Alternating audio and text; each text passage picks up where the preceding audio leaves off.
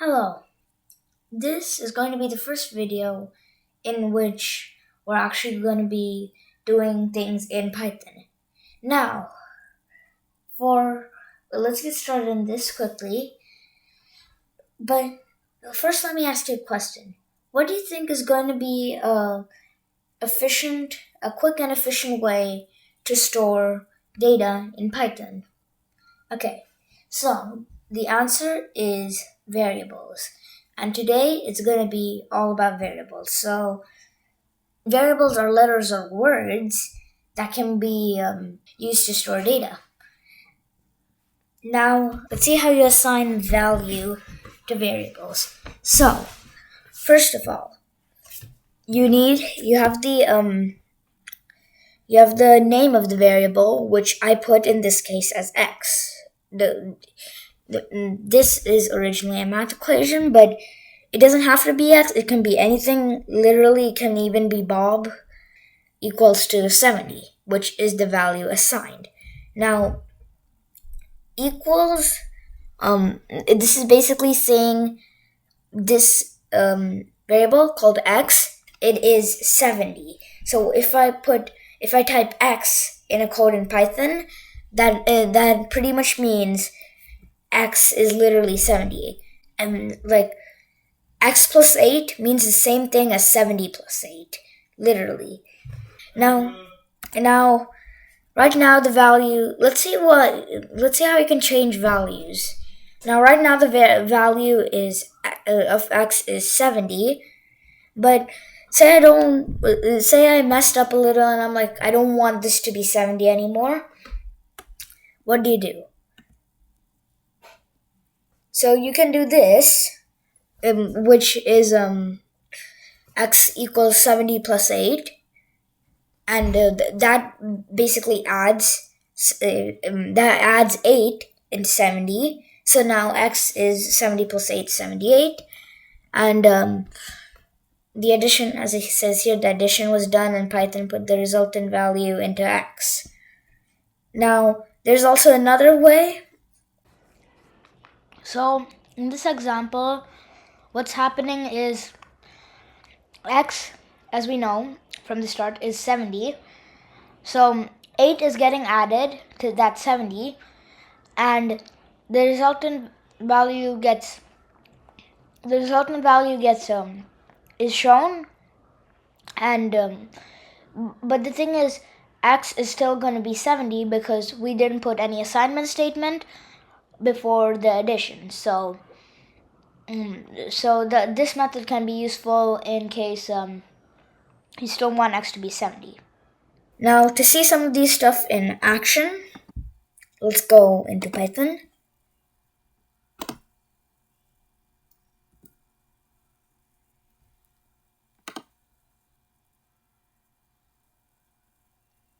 Here's Python. So what did we do earlier? So x equals 70. Now let's see if that's true. Let's see if that works. X equals 70. Now, how do you get output? It's through this function called print. Just a quick fact. So print, and we'll get into constants later, but because we're trying to print out the value of x, we'll put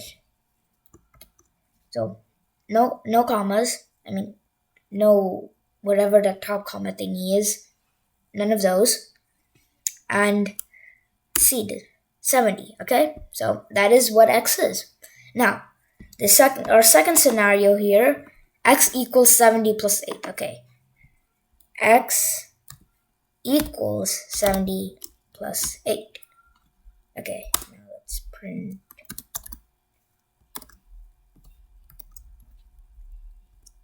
78.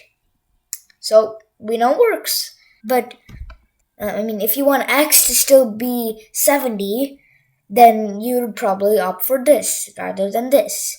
So let's see, does that work? X plus, I need a x equals 70, x plus 8. 78. Okay, we got the same answer. Now you might be wondering, well, is x still 70? Let's check that out. Print x 70. See, x is still 70, and x was 8. We got our answer. That's 78. Now there's also another way which you can do this. This is creating a different variable. X equals 70, right? Now I prefer this way. I prefer this way a lot better. Like, if I was forced to choose, I'd choose this way, because in this way we're creating a new variable. But sometimes you might need it. So y equals x plus, and then 8. Now print y. Okay, 78. Print x 70. But I like this way more because this is creating a different variable. Unless if you really want to have this variable unless if you really want y to be this,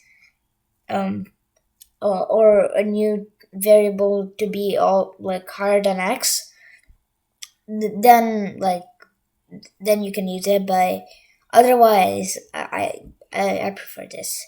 Now, for variable names, you want a good understandable variable names, as in x and y are fine, but you want variable names that are more understandable. X doesn't say what it is, it's just a letter.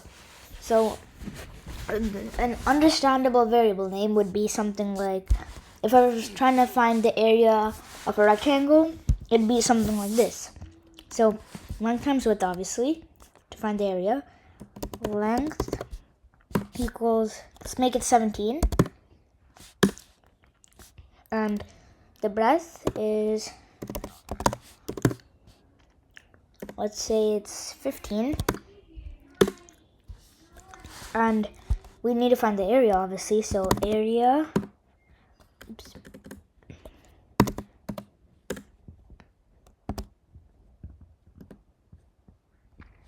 is length times breadth. So length, we haven't gotten to operators yet, but this is the multiplication operator. Length times breadth, and we need to find out what the area is, obviously, so print